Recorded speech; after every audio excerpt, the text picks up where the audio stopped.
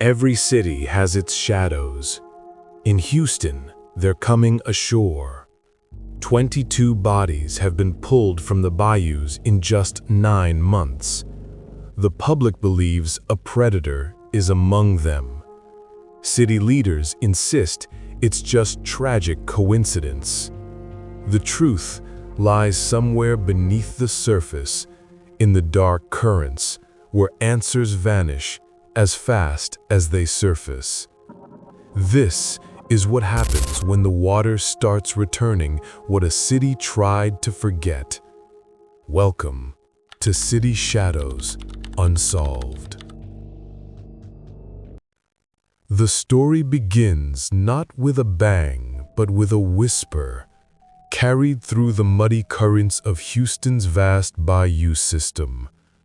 For years, these 2,500 miles of waterways had quietly, though tragically, contributed to the city's rhythm, occasionally revealing a sorrowful find. But in the early months of 2025, those whispers turned into a chorus. Investigators at the Harris County Institute of Forensic Sciences watched as the numbers climbed, one heartbreaking recovery at a time. By early October, the chorus had escalated into a scream: 22 bodies. This number was shocking, but its impact became clearer when compared to the past. The entire previous year had seen just 24 recoveries. Now, with months still remaining in the year, the city was already approaching that grim total. This was not just an unusual statistic. It marked a significant shift in reality. The bayous, those familiar winding features in the city's landscape, were changing. They were no longer just channels for rainwater. They had become a silent, relentless narrator of a mystery that deepened with each passing week. The early explanations, isolated accidents, and the city's ongoing struggles with poverty and addiction began to feel inadequate. A pattern was forming from the murky waters, and the community, watching the map fill with markers, sensed that the world was tilting on its axis, bracing for a truth they couldn't yet see. Then came September, the month that turned a troubling trend into a citywide nightmare. The events of that month unfolded in a brutal 12-day timeline that forever changed Houston. It started with a young woman named Jade McKissick. Her recovery from Bayou on September 15th was a critical moment. She was not an unknown victim, but a university student with a name, a face, and a future taken away. Her story made the crisis personal, and the city mourned with her family, but the water offered no time to grieve. The very next day, an unidentified man was found in White Oak Bayou. The day after that, another was discovered in Greens Bayou. The city held its breath, waiting for the next headline, the next announcement. A brief, stark answer appeared on the 18th: a death from natural causes. For a moment, this brought a glimmer of hope, suggesting that not every finding was linked to something darker. But hope was short-lived. The recoveries continued with chilling regularity. On September 20th, 25th, and 26th, a relentless beat of loss. 7 bodies in 12 days. This was no longer just a series of tragic events. It had become a troubling sequence, a rhythm of death that felt deliberate. The geography of it was undeniable. The markers on the map formed a constellation of grief that spanned the entire city, connecting communities through a shared rising fear. In those 12 days, the question on everyone's mind shifted from what's happening to a more urgent whisper: Who's next?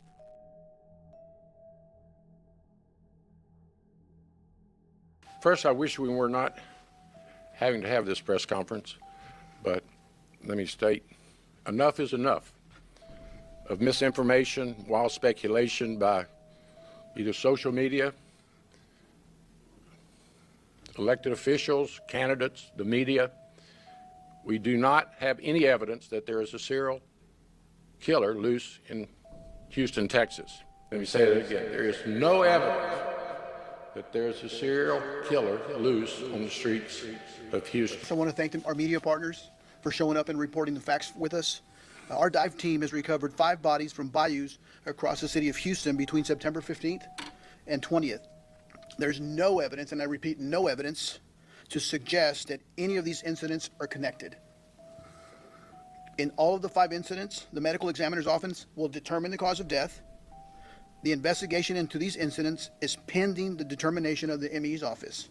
For us as an agency, rumors stir fear and anxiety in our communities. It's important to rely on verified information and investigations.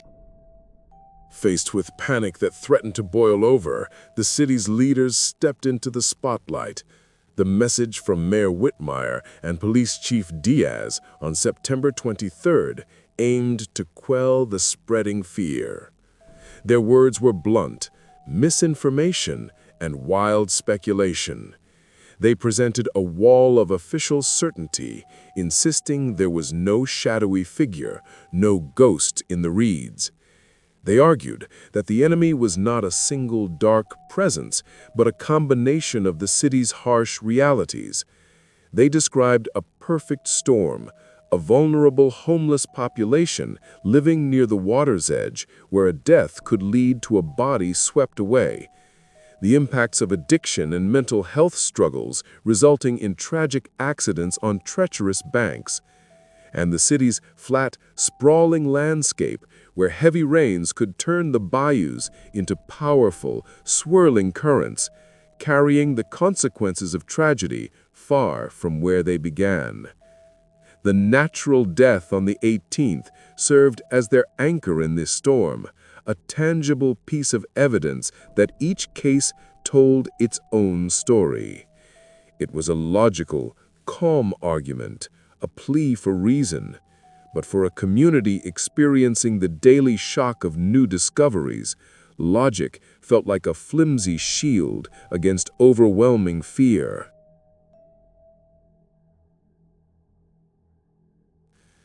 Yet, the official story had cracks, and the public, sharpened by anxiety, found every one. The most haunting of these was the silence from the medical examiner's office. For most of the 22 lives lost, the official cause of death remained empty, labeled with 2 words, pending or undetermined. For many, even their names were lost, recorded only as unidentified.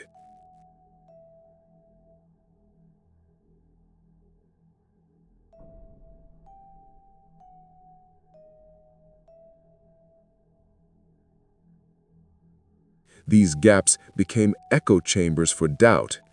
Without answers, how could the city simply move on? How could families find closure? This uncertainty was worsened by a glaring inconsistency that felt like a flaw in the city's story. The police confirmed 16 cases, while the medical examiner's records indicated 22. Which number was correct? Were some stories missing from the official tally? This discrepancy became a symbol of a fractured response, intensifying the belief that the full story was not being revealed. In this atmosphere of mistrust, experts and advocates began demanding more transparency. They argued for openness not as an accusation, but as a means to uncover the truth, believing that independent eyes could either confirm the official account or reveal the pattern everyone feared was there. They claimed that the truth was hidden in the details, while those details remained obscured by bureaucracy and unresolved cases.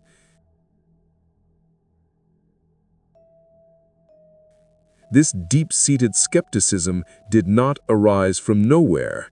It was rooted in history, fed by a series of institutional betrayals that the city could not forget. The memory of the Harding Street raid lingered, a deadly, botched operation built on a lie. The shock of many suspended cases, thousands of felonies ignored, including violent sexual assaults, remained a fresh wound. These were not distant events. They were recent, painful chapters that had shattered trust between the Houston Police Department and the community. So when the department addressed the public with firm denials, their words fell on ground scarred by their own past failures. For many citizens, the statement, "There is no evidence of a serial killer," was not reassuring. It was a Rorschach test. Some interpreted it as a factual update, while others saw it as a deflection, a potential cover for incompetence, or a desperate attempt to prevent a panic that the city could not handle. The past had taught them to question, verify, and doubt. Authorities were calling for faith, but that faith had already been shaken by scandal. This trust gap became a key player in the unfolding drama, an invisible wall that every official statement had to overcome, often failing to reach the other side. At the core of this complex mystery, beyond the facts and debates, lay the intimate, devastating human toll.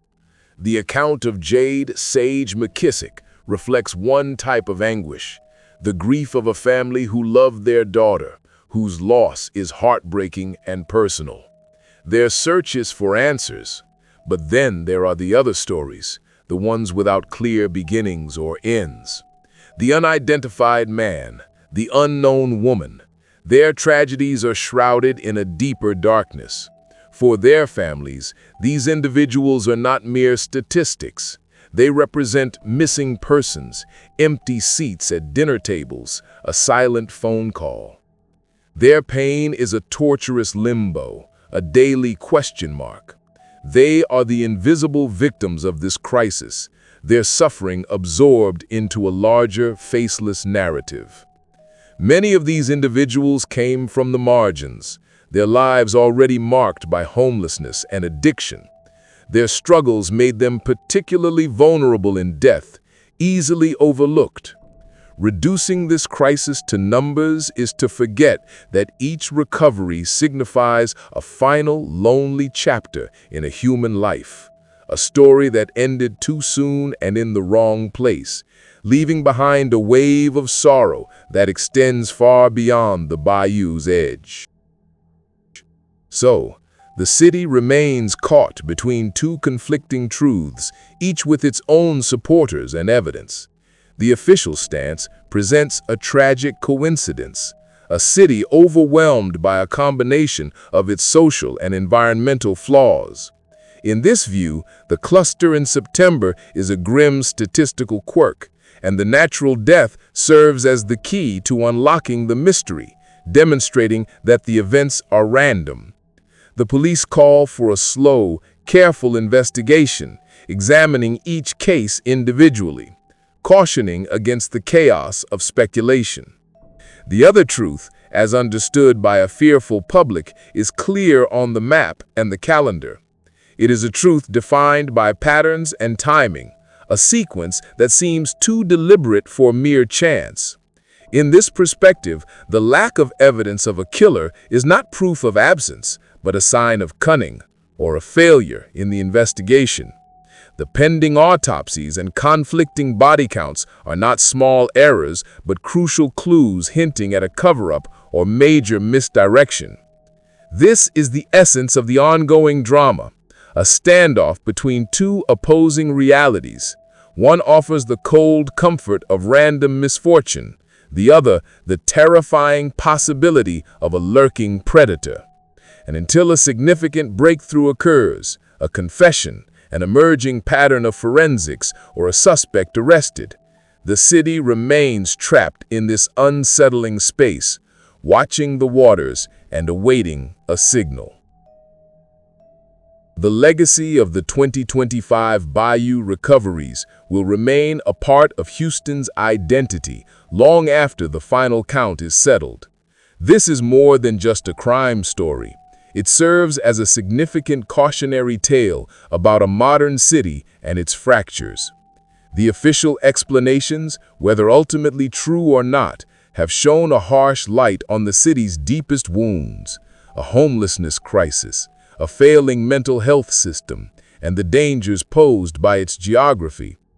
Even if each death is deemed accidental, the fact that so many people are dying in this manner reflects systemic failures. The crisis has also acted as a serious stress test on the relationship between the police and the community, revealing that trust, once broken, cannot be repaired with press conferences alone. The echoes of past scandals have profoundly influenced how this current tragedy is viewed, imparting a painful lesson on the costs of lost credibility. Calls for data transparency may ultimately change how the city responds to future public safety crises, establishing a new standard for accountability. In the end, the story of the Bayou bodies reflects Houston.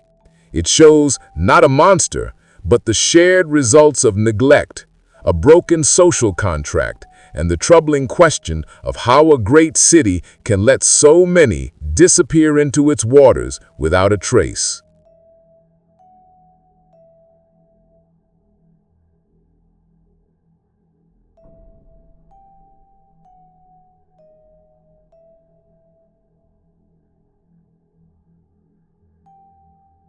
The waters continue their slow flow through Houston, keeping their final secrets. For the families of the 22, the search for answers goes on. But our journey into these shadows continues with you. We now turn this over to the City Shadows community. Share your theories in the comments below. What do you believe is the truth behind the Bayou recoveries? And let us know where you're watching from around the world. If this story drew you into the depths, help us explore more of the unseen. Liking this video and sharing it with others directly supports our channel and spreads the story to those who might have a missing piece. Until our next exploration of the shadows, stay alert. Some truths are waiting just beneath the surface, and it only takes one person to bring them into the light.